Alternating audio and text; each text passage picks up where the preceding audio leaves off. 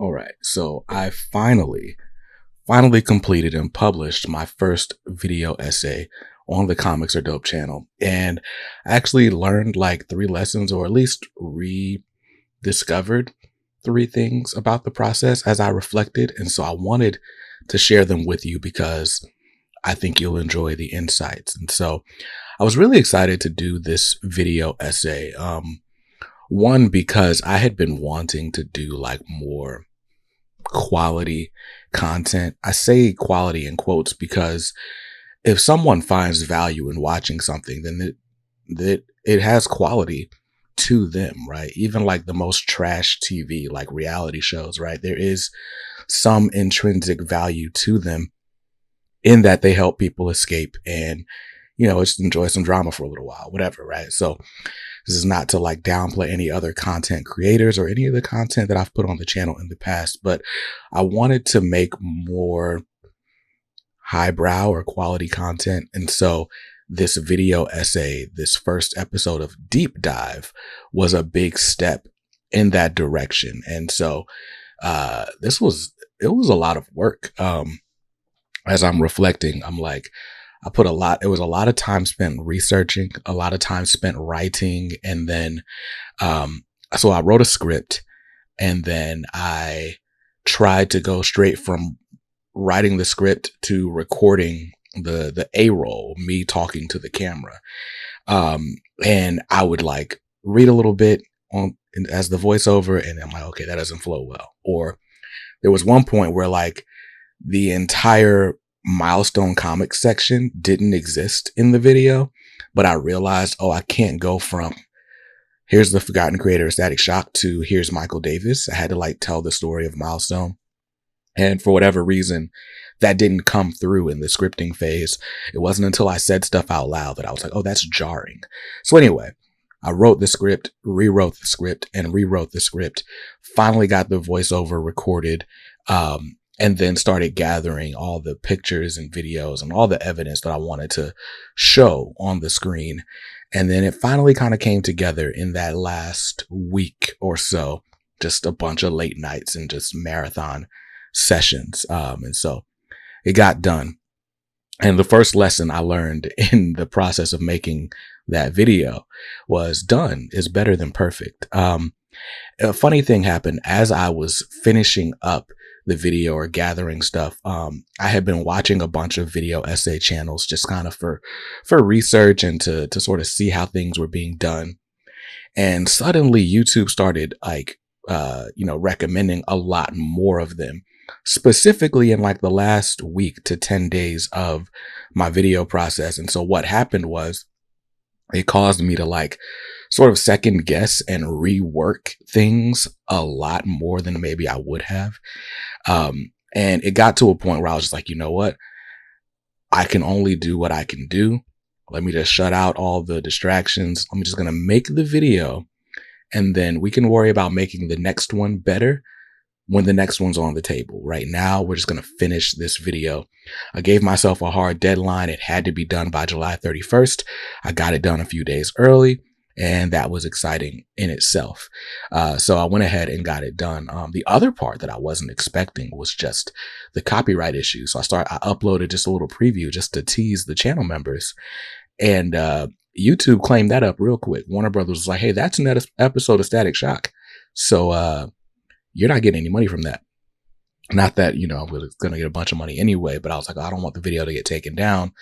So thankfully I did that ahead of time, and it caused me to even have that on my radar. Cause if not, I would have put up the finished 20-minute video and then gotten that claim, and that would have been super deflating.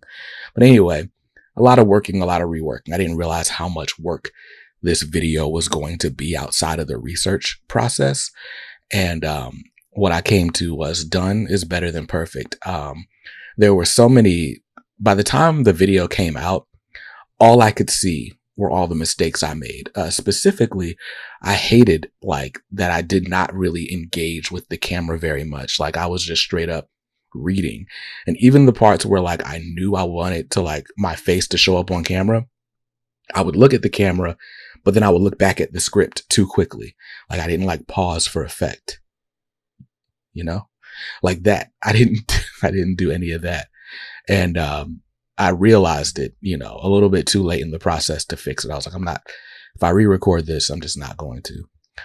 But done is better than perfect. And the people who did like critique the video, that wasn't what they critiqued about it. They had issues with like the formatting and stuff like that. And I'm like, see, that's why you don't stay in the weeds and you just get stuff done. So first lesson, done is better than perfect. The second lesson, speaking to the format, format with a definitive solution, or choose a topic with a definitive conclusion, because this whole Michael Davis and Milestone sort of dispute is ongoing. And probably because like I'm such a big fan, it was hard for me to make a video that had like a hard stance for or against whatever I was presenting. And so when it came time to write the conclusion, I couldn't leave the conclusion in place. I had to like add stuff and say, well, this side could mean this and this side could mean that. And I can understand it in a video essay, or in any essay. An essay is a persuasive thing or an informative thing. Hey, here's this fact you didn't know. Do with it what you will.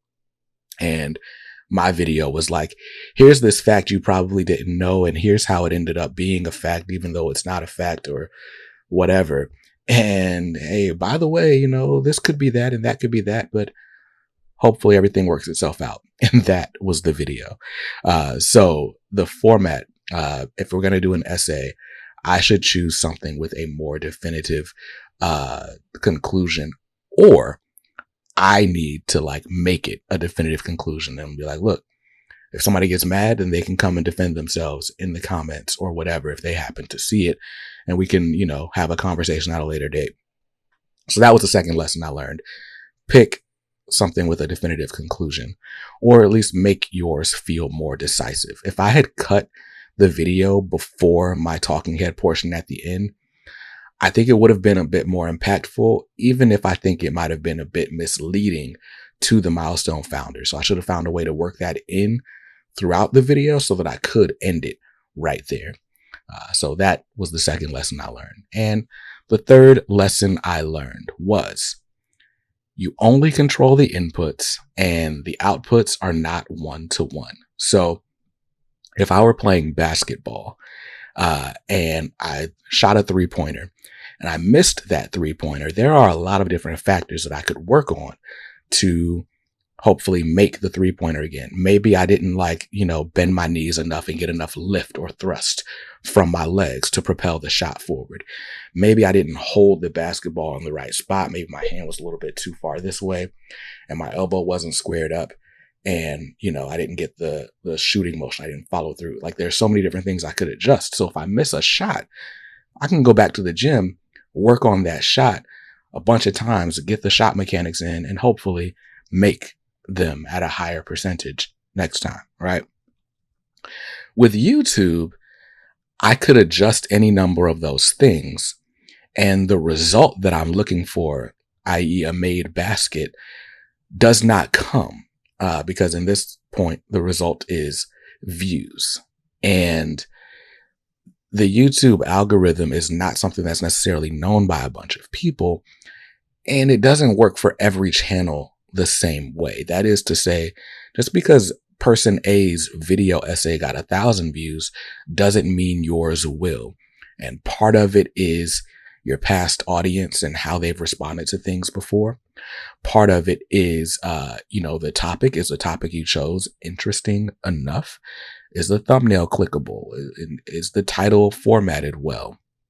And did people respond favorably enough within a certain amount of time to make YouTube pick up on it and show it to more people? So with all that said, this video didn't perform poorly, like by my channel standards. It's pretty much on par with any other video that I make in a week. Only time will tell, like if it'll pick up later on and become one of those sort of staple videos like my CLZ review or my Marvel Unlimited comparison, stuff like that. Those are the videos that have consistently performed well over time.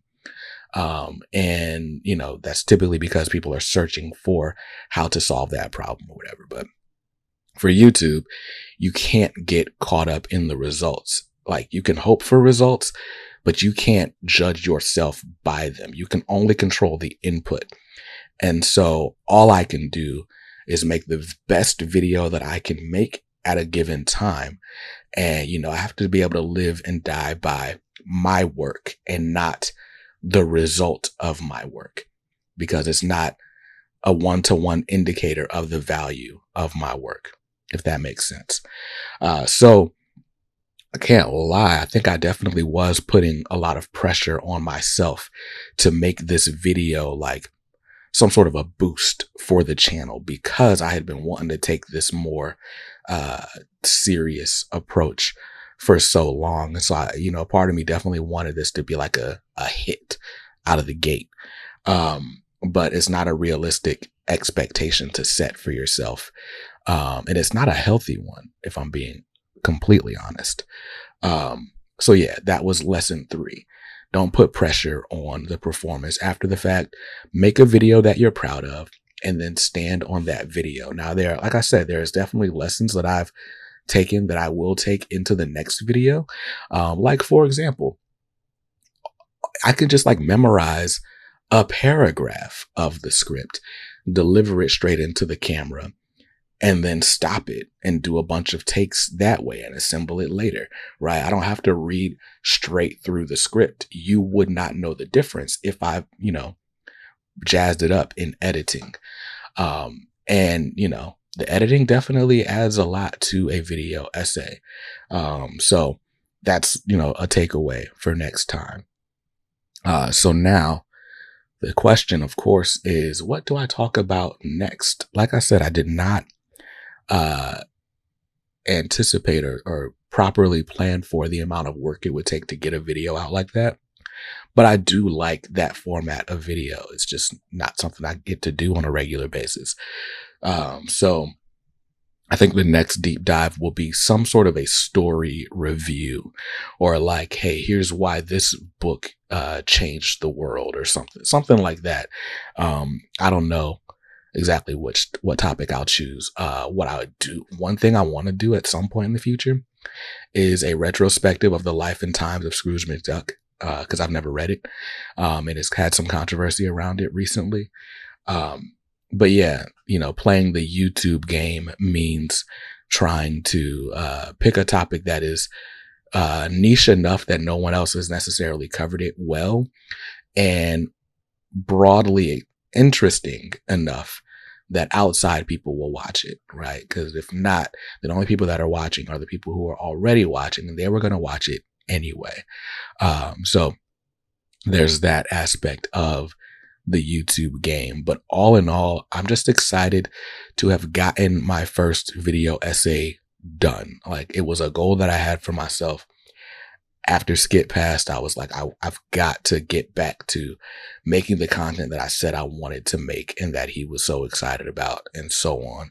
And not that I'm like trying to impress a ghost, but I did want to like sort of honor what the intent of this channel has been in the last 7 to 8 months. Because if I'm not, then I might as well just go back to what I was doing and go back to what was proven to work, whether it's unboxing videos or, silly videos and stuff like that. So if we're going to make the pivot, I gotta follow through. And so that's where I stand. And those were the lessons I learned from making my first video essay. The other thing I forgot was to actually bring in the scrolling credits, for the channel members. So I apologize. Your names didn't show up in that video, but I do appreciate every one of you for helping to make it possible. Now what happens next? Tomorrow night, I am leaving. Wait, today's Tuesday? Yeah. So tomorrow night, early Thursday morning, I'm leaving the country for a week. We're leaving Thursday, coming back Wednesday. So I'm gonna be gone for a week. Between now and then, I probably will be able to go ahead and film a pull list video. So that'll come out next Monday like normal, but I'll be gone, and I'm bringing my to read pile with me. via my iPad. I'm also bringing the Astro City Metro book with me to read on the flight. So that'll be fun. And then when I come back, it's getting back to work, getting back to work. And I'm excited. I think I'll do a separate video talking about how I feel about YouTube in general right now, but I can schedule that for later. Until then, thank you guys for being part of the family, and I'll see you soon. Peace.